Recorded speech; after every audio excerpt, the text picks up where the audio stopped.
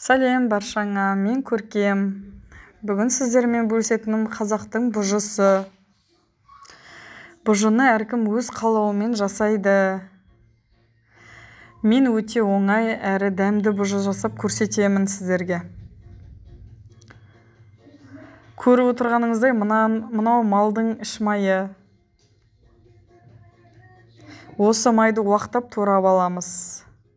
400 грамм май. Керек заттарымыз жуа 4-5 дана және үлкен бір сәбіз 300 грамм ұн, жарты литр су, 1,5 шай қасық тұз, 1 шай қасық қара бұрыш.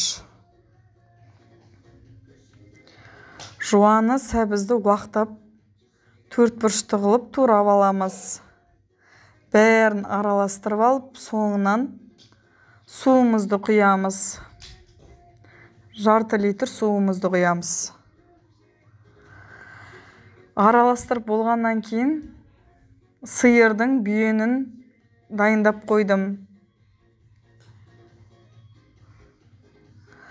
Көрсетулі тұрғандай ішекке қатты толтырмай бостау қылып саламыз да.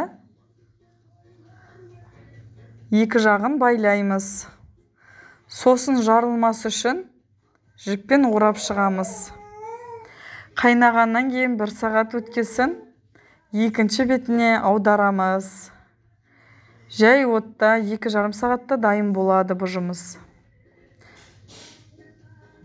Міне достар, осы әдіспен жасаған ұнап жатырса, арнама тіркеліп, лайк басып, пікір қалдыра отырыңыздар.